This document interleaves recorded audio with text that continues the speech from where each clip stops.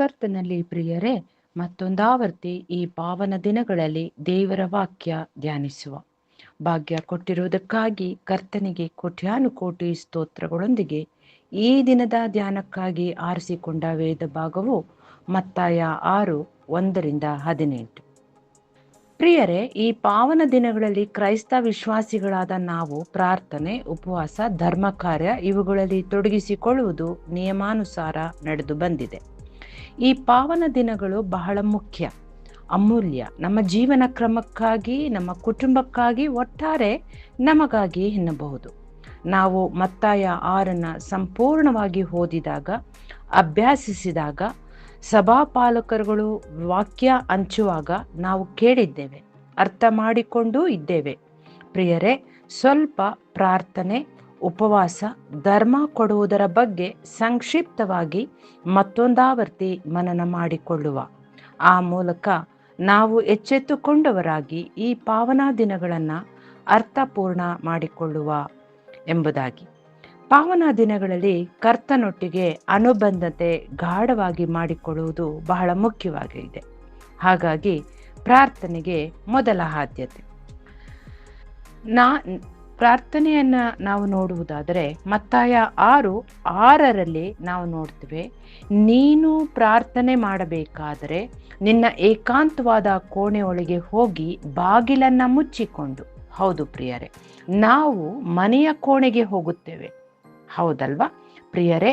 ನಿನ್ನ ಹೃದಯದ ಒಳಗೆ ಹೋಗು, ಹೊರಗಿನ ಎಲ್ಲ ಚಟುವಟಿಕೆಗಳಿಂದ ದೂರಾಗಿ ಮನಸ್ಸನ್ನ ಕರ್ತನಿಗೆ ಒಪ್ಪಿಸಿ ಆತನೊಂದಿಗೆ ಸಂಭಾಷಿಸು. ಆತನಿಗೆ ಎಲ್ಲವೂ ತಿಳಿದಿದೆ, ನಮ್ಮ ಅಗತ್ಯತೆ, ಅವಶ್ಯಕತೆ. ಹಾಗಾಗಿ ನಮ್ಮ ಹೃದಯದ ಕದಗಳನ್ನು ಮುಚ್ಚಿ ಆತನೊಟ್ಟಿಗೆ ಸಂಭಾಷಿಸುವಾಗ ಅಂತರಂಗದಲ್ಲಿರುವ ನಮ್ಮ ತಂದೆಗೆ ನಾವು ಪ್ರಾರ್ಥನೆ ಮಾಡುವಾಗ ಅದನ್ನು ನೋಡುವಂಥ ನಮ್ಮ ತಂದೆಯು ನಮಗೆ ಫಲ ಕೊಡುವಾತನಾಗಿದ್ದಾನೆ ಪ್ರಿಯರೇ. ಎರಡನೇದಾಗಿ ಉಪವಾಸ.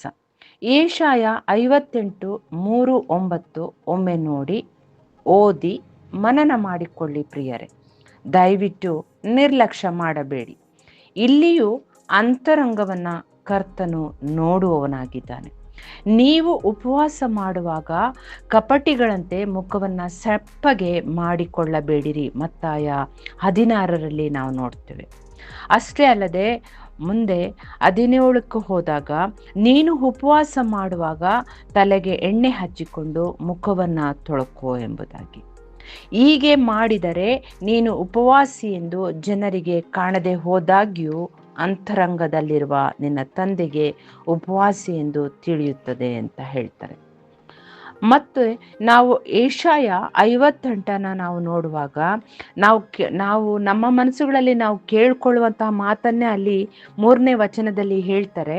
ಅದನ್ನೇ ನಾವು ಮುಂದೆ ನೋಡುವಾಗ ನಾವು ಇಲ್ಲಿ 5bಗೆ ಹೋಗುವಾಗ, ನಾನು ನೇಮಿಸಿದ ಉಪವಾಸ ದಿನವು ಇಂಥದ್ದು ಎಂಬುದಾಗಿ ಸ್ವಾಮಿ ನಮ್ಮನ್ನು ಪ್ರಶ್ನೆ ಮಾಡ್ತಿದ್ದಾನೆ.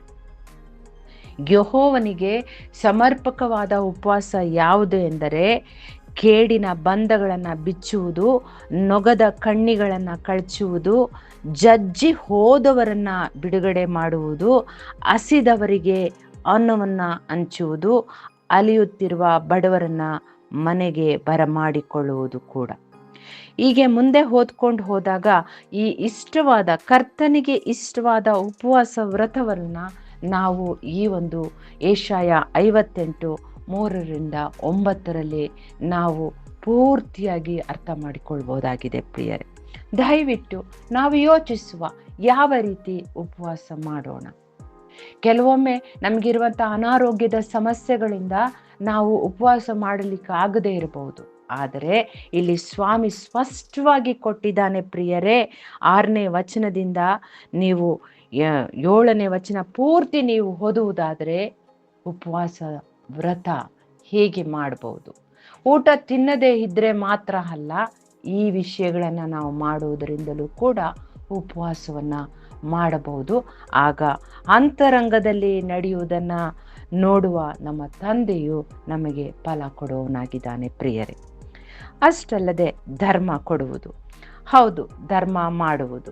ಈ 3 ಅಡಿಪಾಯಗಳು, ಪ್ರಾರ್ಥನೆ, ಉಪವಾಸ, ಧರ್ಮ ಮಾಡುವುದು, ಈ 3 ಅಡಿಪಾಯಗಳು ಈ ಪಾವನ ದಿನಗಳಲ್ಲಿ ನಾವು ಪಾಲಿಸಬೇಕಾಗಿದೆ. ಧರ್ಮ ಕೊಡುವುದನ್ನು ನೋಡಿದಾಗ ಇಲ್ಲಿಯೂ ಕರ್ತನು ಸ್ಪಷ್ಟವಾಗಿ ಹೇಳಿರುವ 2ನೇ ವಚನವನ್ನ ನೋಡಿ, ನೀನು ಧರ್ಮ ಕೊಡುವಾಗ ಜನರು ನೋಡಲಿ ಎಂದು ನಿಮ್ಮ ಧರ್ಮ ಕಾರ್ಯಗಳನ್ನ ಅವರ ಮುಂದೆ ಮಾಡಬಾರದು. ನೋಡಿರಿ, ಹಾಗೆ ಮಾಡಿದರೆ ಅನ್ನುವುದಲ್ಲದೆ 2ನೇ ವಚನಕ್ಕೆ ಹೋಗುವುದಾದ್ರೆ, ನೀನು ಧರ್ಮ ಕೊಡುವಾಗ ನಿನ್ನ ಮುಂದೆ ಕೊಂಬೋದಿಸಬೇಡ. ಹೌದಲ್ವಾ ಪ್ರಿಯರೇ? ನಾವು ಎಲ್ಲವನ್ನ ಹೇಳ್ಕೊಳ್ತೀವಿ, ನಾವು ಅದು ಕೊಟ್ವಿ, ನಾವು ಇದು ಕೊಡ್ತಿದ್ದೀವಿ, ಇಂಥವ್ರು ಬೇಡ ಪ್ರಿಯರೇ. ನಾವು ಕೊಡುವುದನ್ನ ಕರ್ತನೆ ಮಾತ್ರ ನೋಡಿದರೆ ಗೊತ್ತಾಗುತ್ತೆ. 3ನೇ ವಚನ ಹೇಳುತ್ತೆ, ಬಲಗೈ ಮಾಡಿದ್ದು ಎಡಗೈಗೂ ತಿಳಿಯದಿರಲಿ ಎಂಬುದಾಗಿ. ಪ್ರಿಯರೇ, ಇಲ್ಲಿ ನಾವು ಕೆಲವು ಆತ್ಮೀಯರು ಕೇಳುವ ಪ್ರಶ್ನೆಗಳಿಗೆ ನಾನು ಇಲ್ಲಿ ಉತ್ತರ ಕೊಡ್ತಿದ್ದೇನೆ. ಆ ಒಂದು ಪ್ರಶ್ನೆಗಳಿಗೆ ಉತ್ತರ ಕೊಡುವುದರ ಮೂಲಕ ನಾನು ಈ ವಾಕ್ಯಗಳನ್ನು, ಈ ವಿಷಯಗಳನ್ನು ಹಂಚ್ಕೊಳ್ತಿದ್ದೇನೆ. ಪ್ರಿಯರೇ, ಇಲ್ಲಿ ನಾವು ಕಾಣಿಕೆ ಕೊಡುವುದನ್ನು ಮಾತ್ರ ಯೋಚಿಸ್ತೇವೆ, ನಾವು ಯಾರಿಗೋ ಒಬ್ಬರಿಗೆ ಹಣ ಸಹಾಯ ಮಾಡುವುದನ್ನು ಮಾತ್ರ ಯೋಚಿಸ್ತಿದ್ದೇವೆ ಪ್ರಿಯರೇ. ಇಲ್ಲ ಪ್ರಿಯರೇ, ನಮ್ಮ ಸಮಯ, ನಮ್ಮ ಸಾಂತ್ವನ, ನಮ್ಮ ಪ್ರಾರ್ಥನೆ ಯಾರಿಗೆ ಅಗತ್ಯವಿದೆಯೋ ಅವರಿಗೆ ಅವರ ಕಣ್ಣೀರನ್ನು ಹೊರಿಸುವಂತಹ ಸಮಯ, ಅದು ಸಹ ಧರ್ಮ ಕೊಡುವುದಾಗಿದೆ. ಅವರ ನೋವನ್ನು ಕೇಳಿಸಿಕೊಳ್ಳುವ ಎ ಗುಡ್ ಲಿಸನರ್ ಆಗಿ ಕೇಳಿಸಿಕೊಂಡು ಸಾಂತ್ವನ ಕೊಡುವುದು, ಅದು ಕೂಡ ಧರ್ಮವಾಗಿದೆ ಪ್ರಿಯರೇ.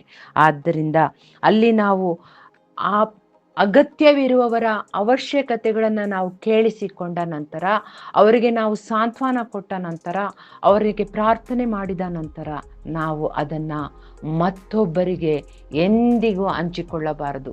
ಇಂಥವರು ನಮ್ಮೊಟ್ಟಿಗೆ ಬಂದರು, ನಮ್ಮ ಮನೆಗೆ ಬಂದರು, ನಮ್ಮ ಬಳಿ ಬಂದರು, ಇವರು ಈ ರೀತಿ ಸಹಾಯ ಪಡೆದರು, ಎಂದಿಗೂ ಬೇಡ. ಯಾಕೆ ಅಂದರೆ ಅಲ್ಲಿ ಸ್ವಾಮಿ ನಮ್ಮ ಪ್ರಾರ್ಥನೆಯನ್ನ ಕೇಳಿರ್ತಾನೆ. ಆ ಒಂದು ಕ್ಷಣ ಅವರು ನಂಬಿಕೆಯಿಂದ ನಮ್ಮ ಬಳಿ ಬಂದಿರ್ತಾರೆ. ಇವರ ಬಳಿ ಹೋಗಿ ನಮ್ಮ ಕಷ್ಟ ಹೇಳಿಕೊಂಡಾಗ ನಮಗೆ ಒಂದು ಸಹಾಯದ ದಾರಿ ಕಾಣಬಹುದು ಎಂಬುದಾಗಿ. ಅದನ್ನು ಎಂದಿಗೂ ಕೇವಲ ಮಾಡಬೇಡಿ. ಎಂದಿಗೂ ಒಬ್ಬರ ಪ್ರಾರ್ಥನಾ ಅವಶ್ಯಕತೆಯನ್ನು ಇನ್ನೊಬ್ಬರೊಂದಿಗೆ ಹಂಚಿಕೊಳ್ಬೇಡಿ. ಅದು ನಿಮ್ಮ ಮತ್ತು ಅವರ ಹೃದಯಕ್ಕೆ ಮಾತ್ರ ತಿಳಿದಿರಲಿ. ಅಲ್ಲಿ ಮಧ್ಯದಲ್ಲಿ ನಮ್ಮ ತಂದೆಯಾದ ದೇವರು ನಮ್ಮೊಂದಿಗೆ ಪ್ರಾರ್ಥನೆಯಲ್ಲಿ, ನಮ್ಮೊಂದಿಗೆ ಆ ಸಮಯದಲ್ಲಿ, ಆ ಸಾಂತ್ವನದ ಸಮಯದಲ್ಲಿ, ಸಮಾಧಾನದ ಸಮಯದಲ್ಲಿ ನಮ್ಮ ನಡುವೆ ನಿಂತಿರ್ತಾನೆ ಪ್ರಿಯರೇ. ಹೌದು, ಆದ್ದರಿಂದ ಎಂದಿಗೂ ಪರರೊಂದಿಗೆ ಆ ನಂಬಿಕೆಯನ್ನು ಒಡೆದು ಹಾಕುವಂತಹ ರೀತಿಯಲ್ಲಿ ಎಂದಿಗೂ ಧರ್ಮ ಮಾಡಬೇಡಿ ಪ್ರಿಯರೇ.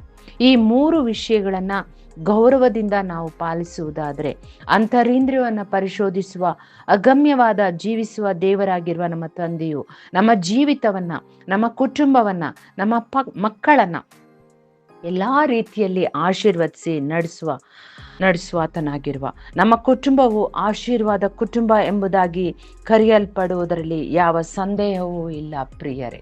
ಹೌದು, ಪ್ರಾರ್ಥನೆ ಮಾಡುವ. ಸ್ವಾಮಿ, ನಮ್ಮನ್ನು ಈ ಪಾವನ ದಿನಗಳಲ್ಲಿ ನಿನ್ನ ಕೈಗೆ ಒಪ್ಪಿಸಿಕೊಡ್ತೇವೆ.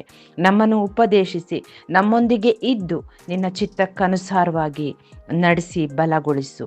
ಯೇಸು ಸ್ವಾಮಿ ಹೆಸರಲ್ಲಿ ಬೇಡಿ ಹೊಂದುತ್ತೇವೆ ಕರ್ತನೆ. Amen. God bless. Take care.